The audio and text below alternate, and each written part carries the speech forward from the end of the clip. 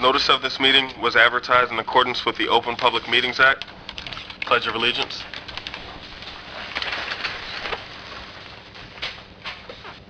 I pledge allegiance to the flag of the United States of America and to the republic for which it stands, one nation, under God, indivisible, with liberty and justice for all.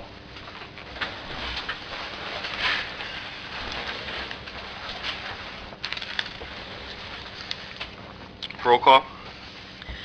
Mr. Tompkins? Here. Ms. Jackson's absent. Ms. Trueblood's absent. Mr. Cartier? Present. Mr. Allen? Present. This meeting is now called to order. Closed session resolution number 209-2016 authorizes council to go into closed session. Solicitor, council, administration, or Dave, Mayor, are there any actions for closed session? No actions on my part. Administration has no actions. Hearing none. Before we go into before we go into public comments, I'd just like to mention that if you're looking at the agenda under new business,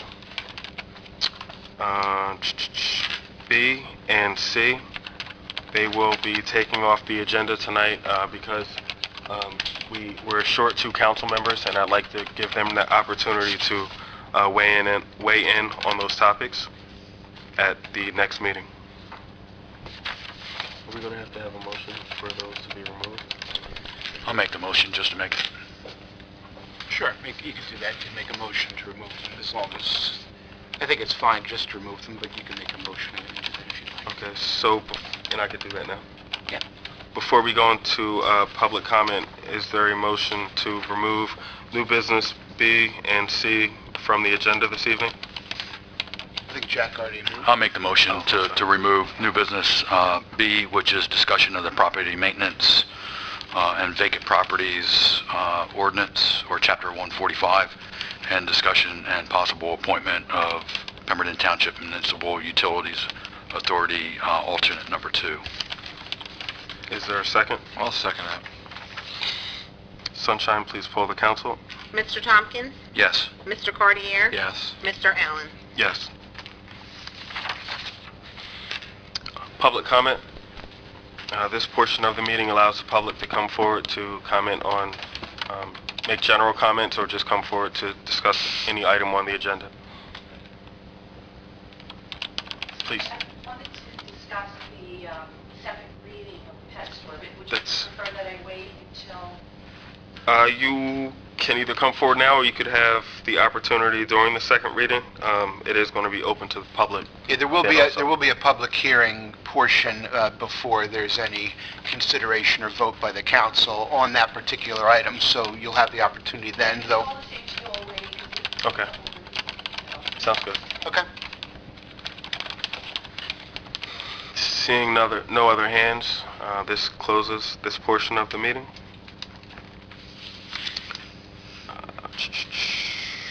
Consent agenda. All items listed with an asterisk are considered to be routine by the Township Council and will be enacted by one motion. Should a council member wish to discuss a consent agenda item separately, that item can be removed from the consent agenda and considered in its normal sequence on the regular agenda. Council, are there any items that you would like to discuss from the consent agenda? I would like to pull 215-2016.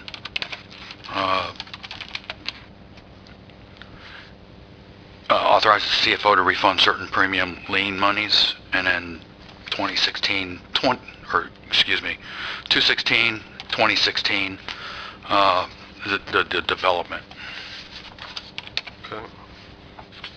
Hearing no others, is there a motion to approve the consent agenda as amended? So moved. Is there a second? A second. Sunshine, please poll the council. Mr. Cartier? Yes. Mr. Tompkins? Yes. Mr. Allen? Yes. Jack, you requested to pull 215-2016. Yeah, it's a simple one. If you look at this at the very beginning, the first whereas, I think it's supposed to say 5-year period, but it says tax sale where certificates are not redeemed for a period of 5 as permitted by applicable law. So they didn't put down 5 years. Okay. Yeah, and it could be 5 days, whatever, so. Guess that's mine. 5. He's saying there should be yearly. It is 5 years. Yeah, and in the rest of the body, it does specifically say 5 years, so that's why I assume that's what it is, but Okay. it doesn't call it out there. I suggest that we just vote on it with the amendment of putting the word years behind that first 5, and then the clerk will make that modification based on the council if they Right. approve it with that one amendment. Like I said, it's very simple, but Yep, no, it's a good point. cross the Ts, dot the Is. Is there a motion for 215-2016? I'll make a motion As to...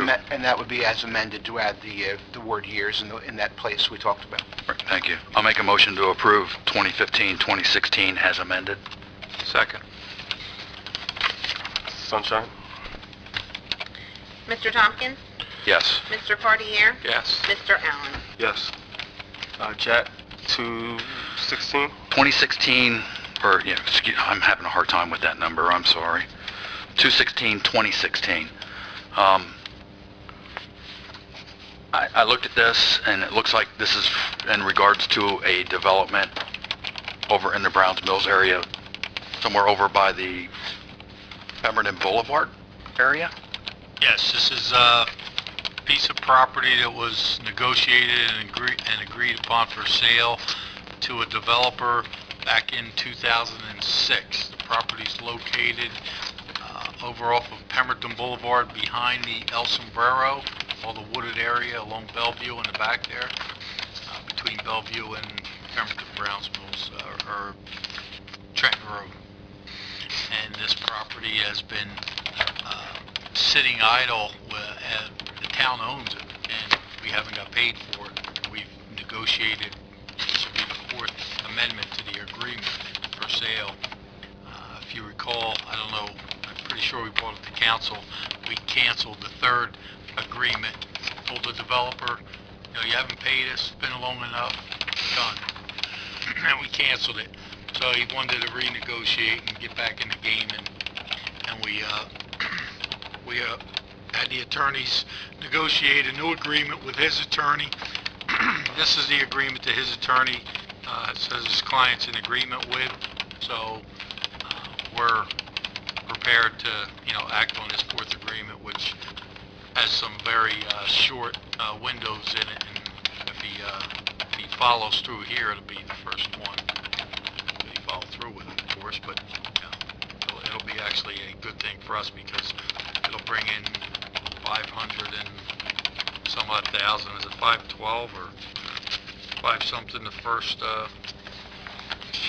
before the end of the year, which is the majority of the payment, and then the second 2 payments, 300 and some thousand on the second 2 payments on each phase will deduct his down payment from And that's that. just for the property? Just for the property. Okay. Right, then he'll decide when he wants to start, you know, developing it. Is there a timeline on when he has to complete the development? If it's in here, I didn't see it, I'm sorry. Just not on the development, you know, we're only selling the property. We can't tell him, you know, he may decide never to develop it. Okay. He just own the property. And he'll work with our MUA and our water division to get the water laid in and the sewer? He's already far ahead of that. He's already been to the planning board, he's already been to the MUA, you know, we've got the water worked out. We're still working a few kinks in the water because of pine lands, but trying to get a main in there off of Trenton Road, but we're working those issues out. One of the problems I have personally with this, well, one of the problems I have with it is I'm looking at the benchmarks, and we're looking at a 3-bedroom home to be valued at $299,795, and there's 16 of these units. They're looking at 17 4-bedroom units at $327,912. And then there's another 20 units on top of that to go between 280 and 317,000. And when I look at the town and all the subsections of the town, and I talked to the people, one of the big concerns of the residents in the town are the current empty buildings that could have been sold for what I would guess would be a lot less money. So I'm kind of concerned if we build homes like this, will they be sold? And will people stay in them for any amount of time at that cost? Well, not to get distracted from the issue, what the issue here in the agreement is the sale of the property. We're selling the property, and what we did, we put options in on the sale to get us more money down the line if he sells these homes at those prices. He's the one coming to us saying the homes he's going to build are in this price range. And we said, well, if you build in this price range, then part of that profit will come back to the township in lieu of some of the reduction in costs that we've given him towards the sale of this property over the course of these agreements. So we've negotiated a number for the sale of the property, and built into that is some other options that will bring more money into the township. Again, he may never build. He may decide, this isn't going to work for me. It's just not going to work, and sell it off to someone else. We're just selling the property. What he does, he may come back and say, you know what, I'm going to build $100,000 homes, or I'm going to build $1 million home and live on a estate. We don't have that control in this issue. We just have the ability to negotiate the sale of our property, which we're doing here, and we're trying to get our money for our property either from him or the next buyer down the line. Doesn't behoove us to hold property for 10 years that's got a value that we can bring money into the township. We also, if we follow this guideline, and I understand you said that this isn't set in stone, it can vary, but if we do follow this guideline that's 50 houses or so, are there any other considerations that we're thinking about for some of the main arteries going into that area for like roads and stuff like that? I know Trenton Road with the base right now is really, I remember when I worked on base and I come out of the Browns Mills gate, it was difficult getting through there. And then you've got Evergreen, which is high traveled now, and it's just a 2-lane road. And then you've got Broadway and some of those other intersections that just get totally backed up. And now we're looking at Deborah expanding here within the next year or two, which is going to make it even more congested. Are we looking at expanding any of those roadways to handle this many more residents possibly moving in? Well, I'll answer that, and I'll go back to what I had said just a few minutes ago. The issue with the roads, traffic, and impact on this development to that area comes to the planning board, and the planning board will address those issues through traffic studies and so forth, and they are doing that. And what I'm going back to is this is just an agreement to sell this property. So the choice is we go back to our cancellation of the agreement and not sell the property and just have, how many acres of property there sitting vacant, or we sell the property. And I believe, I know if we don't sell the property, if we don't get into an agreement to sell this property, we're going to end up in a legal battle going down the line, which is going to cost us money also. I believe the best option here is to try and get what we've tried to get for the past 10 years from this property, and that's what's rightfully ours, the payment that's due. And that's what we're trying to get here. We're trying to come up with a mechanism to get the payment for property that we're selling. And it's only about the property. So to get into this deeper, to say how it's going to affect other vacant homes, how it's going to affect the traffic, most of those issues are planning board issues and certainly concerns of council, but it's, at the end of the day, we're just selling the property here. That's all we're doing as a governing body, is selling a piece of property. Dave, you mentioned that the attorney said that he believes his client is okay with the terms in this amendment. Yes, he's representing his client, and he represented to us that this agreement was acceptable. Okay, I mean, so there is some dialogue between... Yeah, they worked, it was their attorney and our attorney, our representative, that negotiated this, well, we give them the terms, and they put the agreement together and agreed on this wording. If I can, just to go a little further with what the mayor said, I do agree with everything he said about the roads. However, Broadway and Trenton Road and Pembroke Browns Mills Road, they're not township roads. They are all county roads, and we would have no control over what happens to those roads anyways. Pemberton Boulevard is a county road? Pemberton Browns Mills Road. Okay. All right, yeah, Pemberton Boulevard and Evergreen are the only two township roads that you mentioned that we would have any say over. So. And I know Pemberton Boulevard, there was some improvements when I was on the planning board, and we discussed this back then. There was some widening or something there. Yeah, because the cars do go flying through there I'm not pretty good sure. right now. I know on Evergreen, we're continuing the sidewalks down Yes. Evergreen to get Yeah. people off the road because of, the type of traffic that's out there. Jack, do you have any more questions? I got enough information for my vote. So is there a motion to approve Resolution 216-2016? So moved. I second. Mrs. Sunshine, please poll the council. Mr. Cordier? Yes. Mr. Allen? Yes. Mr. Tompkins? No.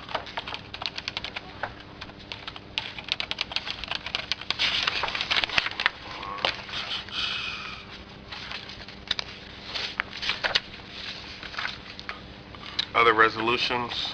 Resolution number 217-2016. This resolution appoints Judy Brown and Peggy Havens as fire police officers for a 5-year term. I have one question. How many police fire officers do we have now?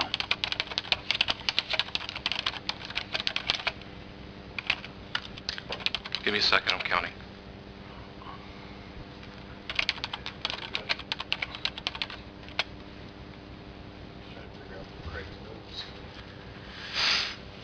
Seven.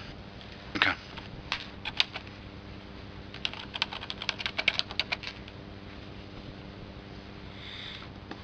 That's the only question. Is there a motion to approve Resolution 217-2016? I'll make that motion. I will second. Sunshine, please poll the council. Mr. Tompkins? Yes. Mr. Allen? Yes. Mr. Cordier? Abstain. Ordinances for second reading, public hearing and/or adoption. Ordinance number 19-2016, an ordinance to amend and supplement Chapter 94, Dogs and Other Animals by creating Article 5, Sale of Dogs and Cats, which prohibits the sale of dogs and cats that come from puppy and kitten mills and pet shops in the Township of Pemberton, Burlington County, State of New Jersey. This portion of the meeting is now open to the public.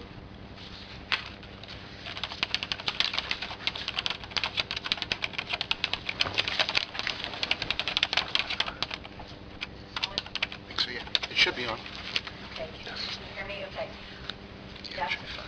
My name is Janice Fisher. I'm from Manasquan, New Jersey, and I coordinate the Puppy Mill Awareness Campaign for a 1,200-member animal advocacy group in New Jersey called Friends of Animals United. As such, I worked on many local ordinances since 2012, county resolutions, and state laws pertaining to animal advocacy issues. I'm here tonight to follow up on an email that I had sent to the council, an email of concern after the first reading of the pet store ordinance. But first of all, I want to thank you so much for addressing this issue in Pemberton Township. Our concern is the USDA licensed breeder Ryan Hackett from HSUS was here, and he was talking to you about the ordinance before the first reading. But in particular, this license, this USDA license, is not a stamp of quality for pets for puppies. In fact, a USDA licensed breeder is most often a large-scale, mass commercial breeder that regularly violates federal law, and in this case, the law would be the Animal Welfare Act, which the USDA has jurisdiction over. They're often known as puppy mills. Very different from a small, reputable breeder. They operate completely opposite. It's mathematically impossible for these breeders to keep up with the demand for pets for puppies without mass-producing puppies. So if it's the intent of this ordinance to prevent Pemberton Township from licensing a pet store that buys sick puppies or sells sick puppies or buys puppies from inhumane breeders, I'm afraid the ordinance as written is not going to accomplish that. In fact, the ordinance is less stringent than current state law. Current state law under the Pet Purchase Protection Act prohibits pet stores from buying puppies from USDA licensed breeders with specific Animal Welfare Act violations. So the law doesn't just say you have to buy from USDA licensed breeders. It says that those breeders can't have what they call one direct or three or more indirect violations. These are all violations that, just to give you an idea, negatively impact the health and welfare of the animal. So the information that I want to provide tonight is based on years of research, and in particular, I don't know if you had a chance to look at an attachment. I know you're busy. If you had a chance to glance at the HSUS report that came out this September, it was a report on pet store breeders in New Jersey. Our group, Fawn, also completed research this summer, and it mirrors the HSUS findings. What we did was we over-requested breeder lists from each licensing municipality for all 26 stores. Those pet store lists were submitted to the town by the pet store, and then we researched each breeder through the USDA database of breeder inspection reports. And this paperwork right here is all of the findings. These are inspection reports containing violations from the USDA licensed breeders selling to all of the pet stores. If I can give you one example, there were several self-proclaimed high-end boutique pet stores that were selling puppies from various breeders with the following violations. Dogs were living in enclosures with excessive feces and urine. Feces were found in food receptacles. Water bowls contained green slime. Dogs were housed at 11-degree Fahrenheit temperatures with no bedding. They had ear and eye infections, toenails that were curled into their foot pads, lesions found between their toes because of wire flooring. Their dental disease, there was severe dental disease affecting multiple dogs, teeth that couldn't be visualized by the inspector due to excess accumulation, and in one instance, a dog was missing part of his jaw with the remaining bone exposed. Dogs had embedded collars. Ironically, these particular pet stores advertised their puppies with rhinestone collars. One breeder was euthanizing King Charles Cavaliers by gunshot at close range to the head. And lastly, one facility was performing major surgical procedures in a shed-like building at the breeding facility. The inspectors observed that the surgical table was covered with dried blood, dirt, grease, and grime, and the room doubled as a storage area for old crates, shredders, cardboard boxes, and newspapers. There were also puppies housed in that room. I'd like to emphasize, in most cases, at least half of these USDA licensed breeders were sourcing to New Jersey pet stores, and they were found to have these type of violations. And I'd be happy, I know you don't have time, but I would be happy to sit down with you and let you just scroll through each and every, these are official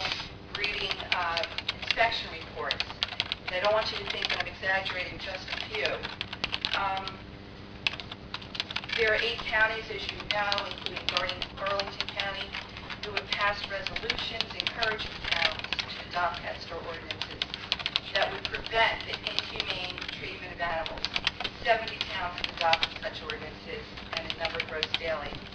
I'm hoping that you'll consider revising the ordinance to disallow the sourcing of puppies from USDA licensed breeders, given the track record of these New Jersey pet stores not scrutinizing new breeders, and given the information provided by the Humane Society of the United States in their recent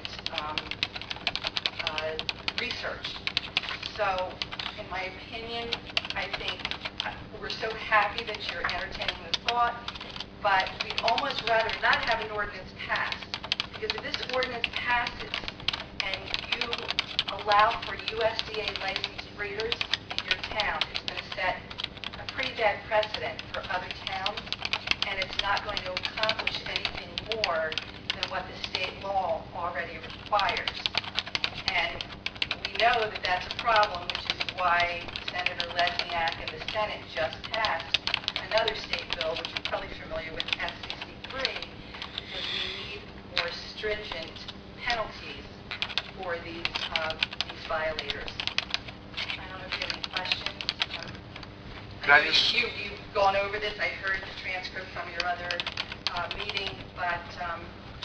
Could I just ask one clarification? The part that you're talking about that you feel would need to be changed is 9435-1C, where it talks about USDA licensed breeders? Yes, where you would prohibit, a pet store, if they were newly licensed, they could source from rescue or shelter or an animal care facility, and also a USDA licensed breeder.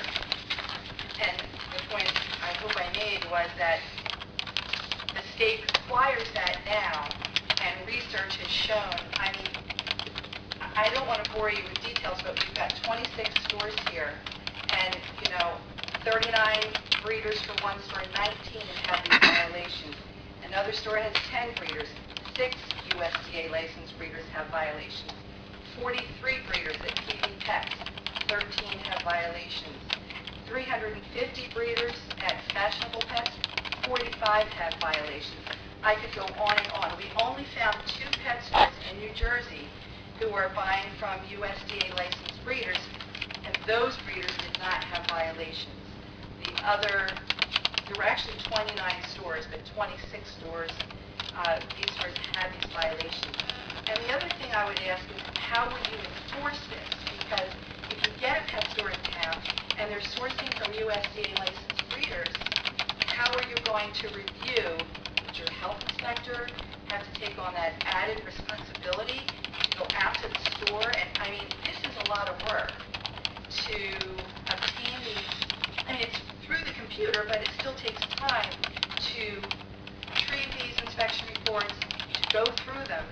So I fear that you won't be protecting yourself from having a problem like Avenel had, and Bricktown had, and East Brunswick, and Paramus, and Emerson, with pet stores that continue to source from USDA licensed breeders with these violations. Ms. Fisher, correct? Okay, so I think this council obviously wants to get this ordinance correct. In addition to your email, we received a few other emails, one of which came from someone that recommended that we remove USDA in exchange for AKA registered breeders. Do you have any? I had asked that when the young man was up here talking, the gentleman that kept saying he was a councilman before, and I had the acronym wrong. I had said AKA, and he said no, it's AKC. Okay. And when I asked about that, that's when he told us about the USDA. So he kind of threw me off the track right away and recommended USDA. I think that's why we went down that road. Right, and I can understand that. It's hard to understand if you haven't been involved in this issue for a long time. You tend to think, well, the federal government, the USDA, regulates these breeders. But in fact, the Office of Inspector General did an audit not long ago, and it was scathing against the inspection system. But I won't get into that. As far as AKC, So it's AKC. they are a registry. search on that, if you have nothing better to do, you'll find that that registry is nothing more than than an AKC saying that, verifying that the father and the mother of a particular puppy are in fact the purebred type dog that the pet store is offering for sale. It does not, and you can look at their website, they emphasize this, it does not speak to the quality of the puppy. They do inspections occasionally for breeders, but it's a very small percentage of the breeders that they do inspections.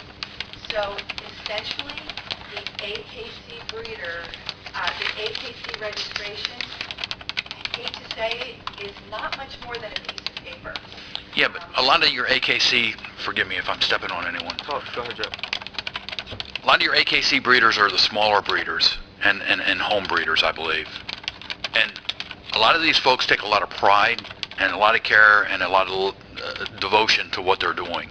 So I can't see people that are doing that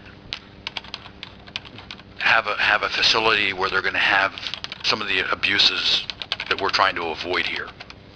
You would be correct. You are correct to say that. The smaller scale home breeders that are AKC breeders, especially breeders of merit, are what we would like to consider reputable breeders. And unfortunately, in the state of New Jersey, they are not allowed to sell to New Jersey pet stores. Believe me, I was really involved with the Pet Purchase Protection Act, the Disclosure Act that was enacted last year. So if we were to replace the AKC, if we were to replace the USDA with AKC, we would still have a problem You would still because have it violates AKC state law. I will say this, most of the New Jersey pet stores, and I just know this from experience, don't even bother using the AKC. They use what we call fly-by-night registries that all came about within the last maybe 10 years. The ACA, and there are a number of them. These people, all you have to do is send a piece of paper into them and a check. Yeah, but AKC's been around for decades, correct? AKC has been around for decades, but what I'm saying is they are not registering many of those pet store puppies. They just don't do it. AKC means American Kennel Club, right? Yes, it does. That's the one that does like the big dog show. Yes, Yeah. it does. But to say that a pet store, so if if I were coming into your town and I wanted to apply for a license, and you said, well, you can only sell puppies that come from an AKC registered breeder, it would probably be difficult for them to find a breeder that has AKC registration. It's just a fact that they tend to register those small-scale breeders that you're speaking of, the reputable, responsible breeders. They don't have between 50 and 1,000 dogs on the property. They're not mass breeding, and I think Brian explained this before. You go to the breeding facility, you go to the home, you meet the parents, you meet the puppy, you meet the breeder, you meet the puppy and the litter mates, and that breeder screens you as much as you're screening the breeder. It's a very different animal, so to speak, no pun intended. But I just don't see where AKC language, maybe if I could try to understand what it is you're trying, what is it do you want it just to be a little bit broader for a pet store? Well, let me interject. What's an acceptable option to USDA? I mean, the state doesn't have an answer to that. You could, I hesitate to say this, you could say USDA licensed breeder with no direct or more than 3 indirect violations. See, I was going to go a step further with that, with no violations, period. Within a certain time frame. And, Yes, and look, perfect. that would mirror the state law. But I'm saying Well, realistically... ultimately, and then I don't mean to interrupt, but ultimately the state law is going to override our law anyways because it's more strict. It will. Yes, so, It will.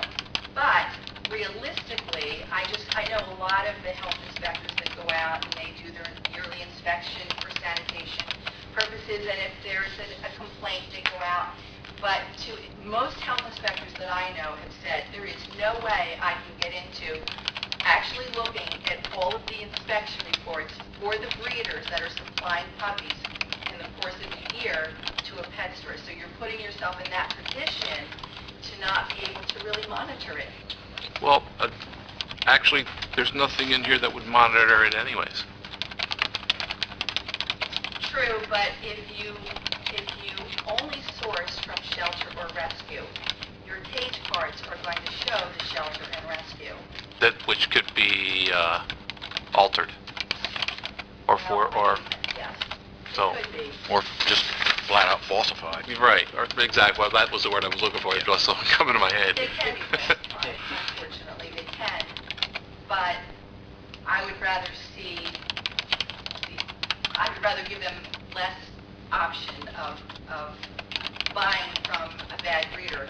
They can falsify and say they're buying from a shelter, and maybe it does come from a breeder. But if you tell them it can't come from a breeder, that's sort of, to me, it's a concrete no in the ordinance. Well, let's step back. Where would most of the animals that are coming from an animal rescue come from anyways? It just depends. Hopefully, if the pet stores that are operating, which what they call a main model now, they come from either a kill shelter. It's rare, honestly, that they come from a lot of New Jersey shelters, except for the older dogs. And a lot of these stores are revamping their store. They're making bigger, because don't forget, they have little puppies, so they're making bigger areas so they can have more of the older dogs come in. Most of the puppies will come from southern states that don't have, unfortunately, there are a lot of kill shelters, and they don't have the same amount of people to adopt that we have up in the Northeast. And there are a lot of facilities down in North Carolina and stuff I've seen, like people go down for collies, at a shelter for collies. And then another one is Great Danes, because they do the track, the racing down in Florida and stuff. Yeah, And then when they retire the dogs, they bring them up here. The chief and I were just talking about, he's looking at a dog that came from South Carolina right now, so. Right. Yeah, I may adopt one from Georgia in 2 weeks. We just lost our dog. But if I it adopted makes one from West Hampton. you- Did you? Yes, Good. Much closer. yes. But if it makes you feel any better, this state law that's now pending, it just passed in the Senate, we're hoping to get it through the Assembly very shortly, it's going to address rescue as well. Rescue organizations are going to have to register with their town just like the pet store does. So it's the beginning of more regulation of shelter and rescue. But, I mean, either way you look at it, we know what we've seen from our research, and it isn't pretty. There are good breeders. There are breeders that supply puppies to pet stores that are reputable, but the overwhelming majority are not. And these are the pet stores. These are the breeders that are supplying pet stores with their puppies. A small breeder doesn't have to. I mean, the breeders that you speak of, they often have waiting lists. I mean, if you contact them for a puppy, they'll tell you, because they don't breed their puppy continually, their dogs continually. So it's just different. They're the businesses we want to promote. I don't know if you have them here, but they are the businesses we want to promote, those small... I think it's private citizens that go down and bring them up. Absolutely. Yes. Or the ones that breed. We're not against breeding. We're not against breeding. We're against bad breeding. So I'm just asking if you would even consider it, even if you table it and discuss it, or we just don't want other towns to say, oh, well, we'll pass the ordinance too. Before you know it, we have ordinances that don't really do any more than what the state law is already doing. Well, right now, our ordinance is on the books, right, because we've passed it? No, It's introduced. Oh, it's just introduced? Yeah. Okay. I It was thought we'd already- introduced, and it would be considered perhaps for adoption tonight, the one that we're talking about here. Okay. And the options would be to consider it for adoption, to close the public hearing and just table it and wait for the rest of the council, or to think about making an amendment, and if it was some sort of material or substantive amendment, it would have to then start the process over. Well, that's going to be my question. What would happen if we added to that, exempting any USDA licensed breeders Well, we would have to drop violations that for off the then. last 3 years? Or even 5. I was there 25. Yeah, the further the better. Frankly, the database usually goes back, they just revamped it, the USDA, so it goes back sometimes 3 years. Does the state law itself, you were saying that it has a provision about 1 direct or 3 indirect, does it have a period of time? 2 years, So the state law says in a 2-year period. 2-year period. But I will be honest, and if you were to talk to any of the people from Consumer Affairs, they are themselves admitting it's very difficult, if not impossible, to follow up on all of these pet stores to make sure that those breeder reports are okay. Which is, Either way, and again, my point, either way, whether it's there or not, it's still going to be just as difficult to follow up with these pet stores to find out where they're buying these dogs from. right, I mean, I disagree only to the extent that I think if it's sourcing from one type of provider, a rescue or a shelter, it's much easier to prove that this did not come from a rescue or shelter than it will be if you're allowing all USDA breeders and trying to weed out those that have violations and those that do not. So Ken, I think you had started to ask a question, which was if there was limiting language put in here about USDA licensed breeders with certain violations, whatever Not those with may certain be. violations, with any violations. Right.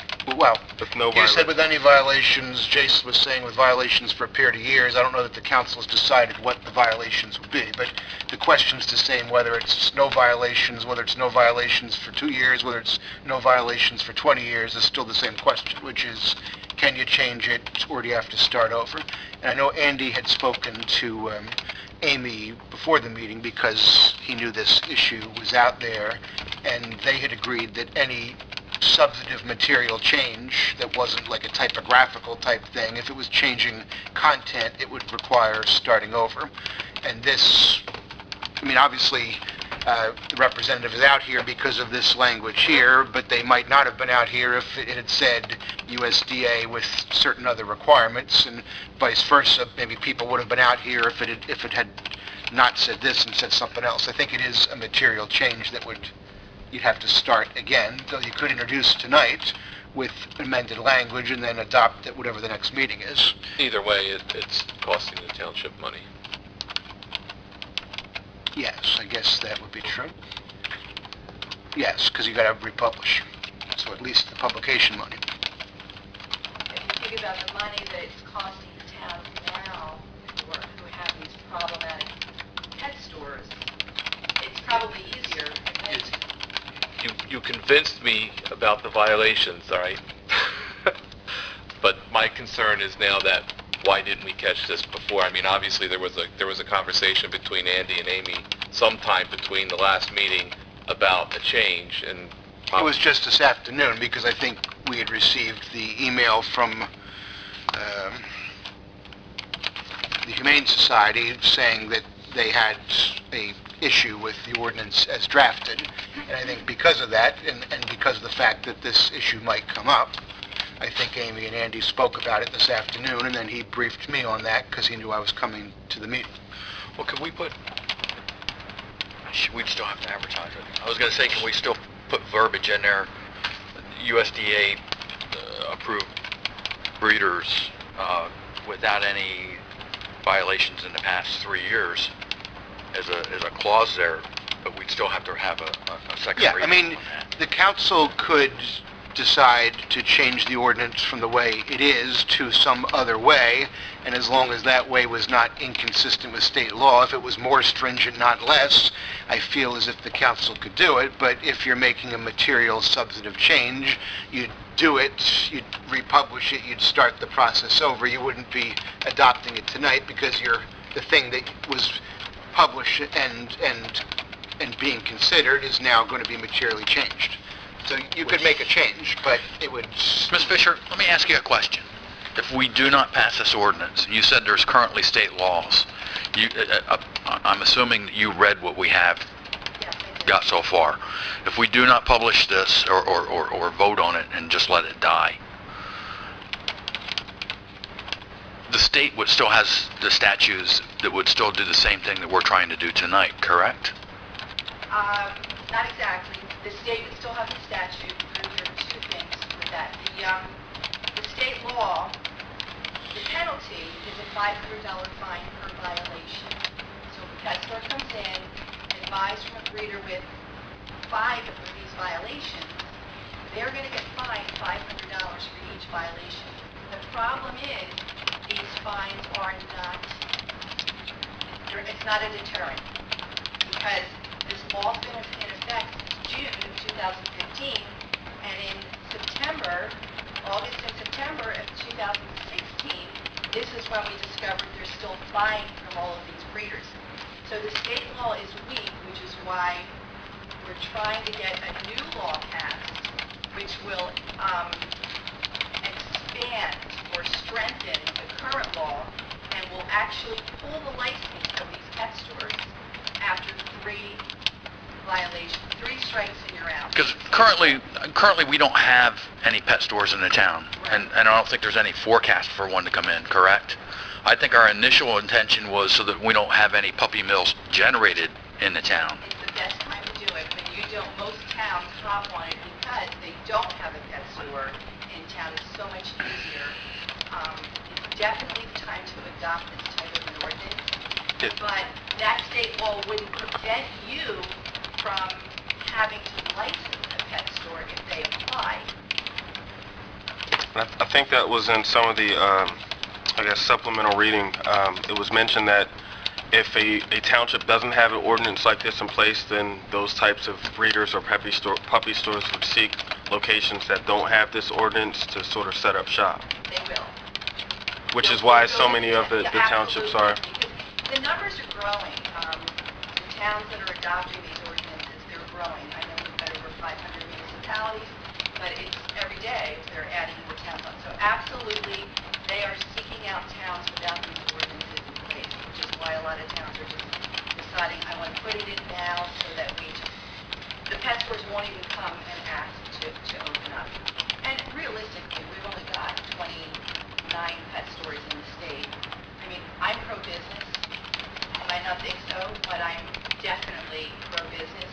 It's just that I like to see a business operate legally and ethically, and this is not what we've been finding over the last, 10 years, and especially the last few years. So if a town can prevent that, and prevent the headache and the heartache and the money spent on their health department and going to court, to me it makes sense, but I'm not a council person. That would be a decision you would have to make. Okay. And I hope that you'll adopt an ordinance, even if it is. Can I ask a question? If you do adopt the ordinance and you say you must source, if a pet store is licensed, you must source from breeders with no violations. What if they are sourcing from breeders with these violations that I just read? Would you pull the license? What would be the penalty? Would they be fined? That's another thing. If you think about the markup, these stores generally buy these puppies from breeders from anywhere from $75 to probably the highest $250. Sometimes that markup is 1,000%. So these fines just aren't cutting it in terms of stopping them from buying from these breeders. So I'm just wondering what the penalty would be if you're able to share that. Well, it's not in the ordinance, so there wouldn't be any. However, and I don't normally like to do this, but I'm going to answer your question with a question. This was a copy of a sample ordinance that we received. I mean, very few changes to it. So, in any other towns, what's the penalty?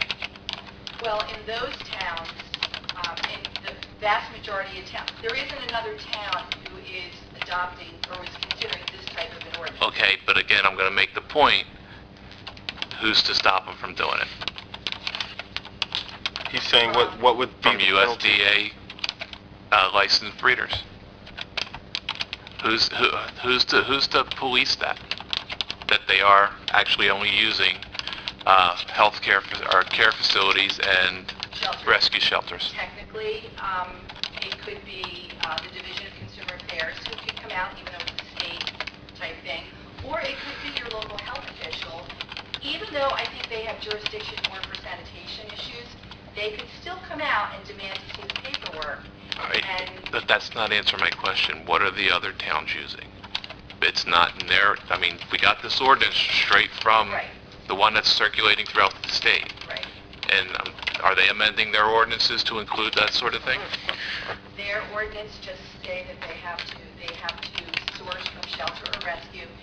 And we've never discussed it, granted, but I would assume that if a customer goes out and finds that their puppy really came from a breeder, they'll file a complaint, and I would hope that the town would consider pulling the license. But I don't really know how that works. I don't know how. I think the thing is that the ordinance does not specify any particular penalty such as that, so probably the only penalty that would be allowable is when you violate a code provision, then there's always a fine you can ask for in municipal court for a code violation, Dave. and I think that applies to any code violations. If I can, Mr. Mayor, since they fall under your purview, animal control, would that be something that they could take over?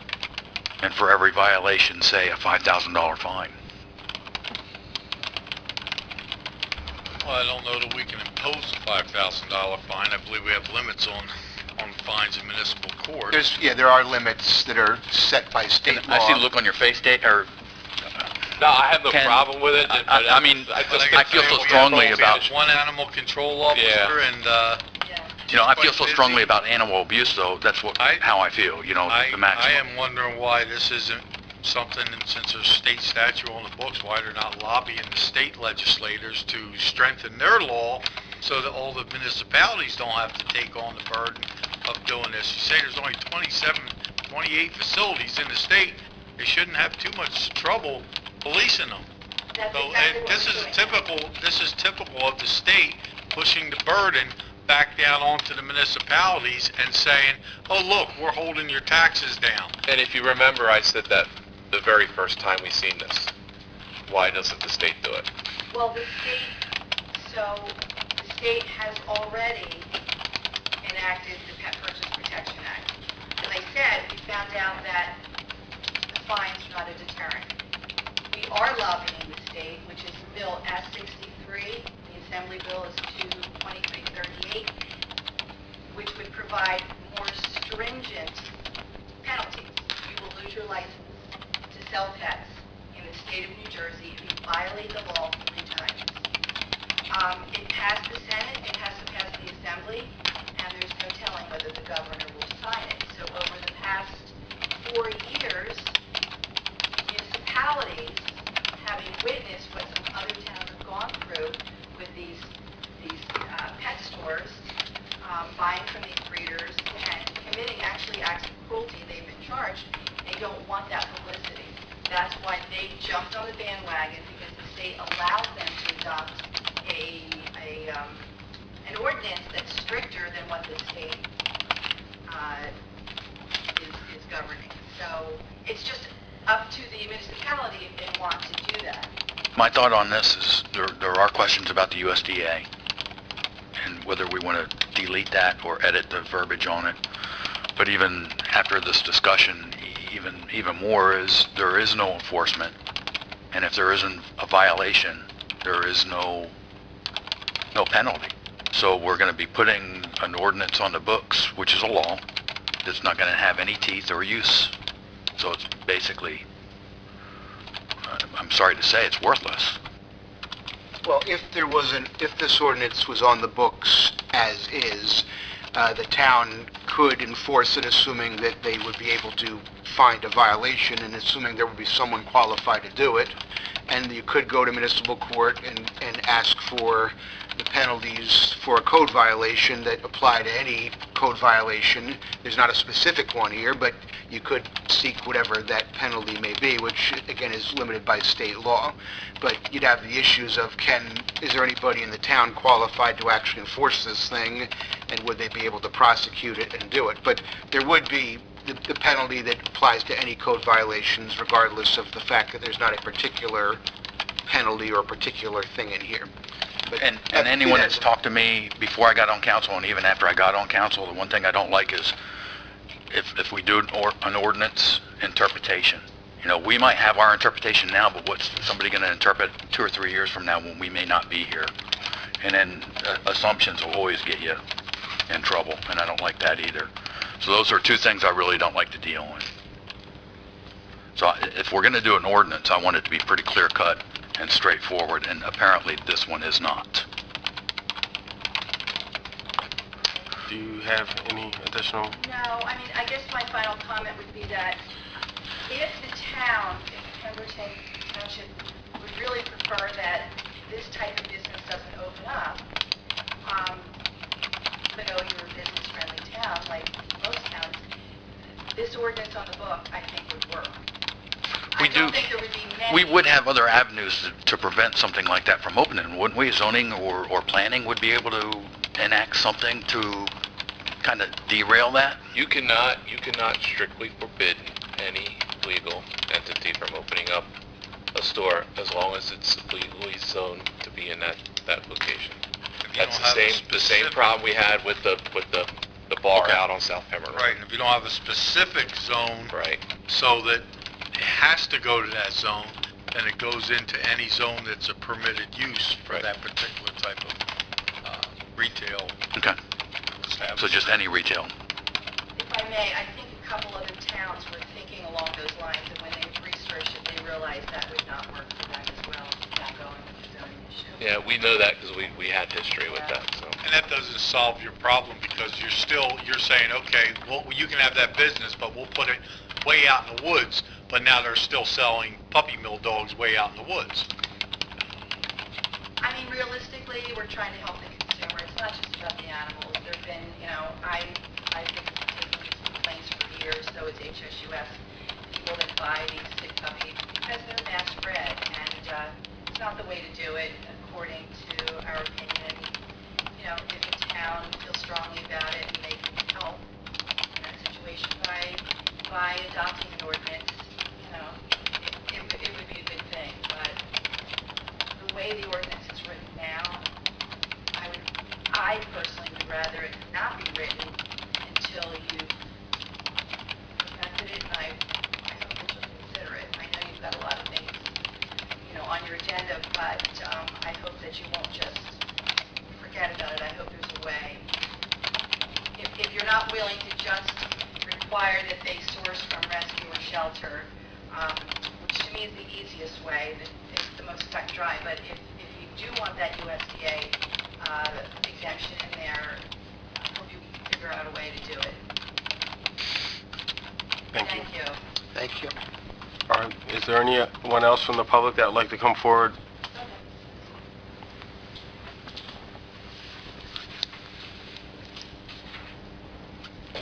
My name is Jean Clayton from Warrenton, and I represent the New Jersey Residents Against Puppy Mills.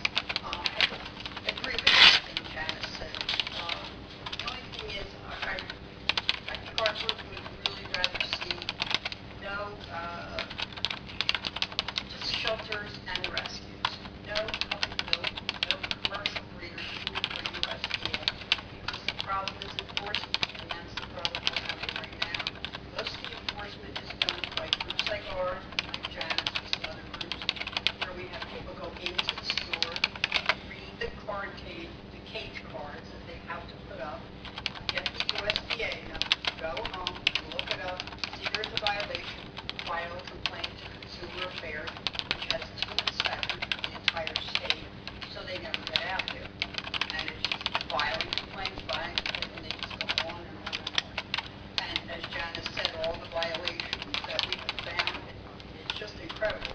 So they want to police themselves, and they're doing a horrible job of it. They're not doing it at all. I understand your point, though, about how it will be enforced if it's just from rescues and shelters. It'd be the same thing. One thing in this new bill, the state bill, they're going to make all shelters and rescues also be licensed, which is not the case now. Because there's bad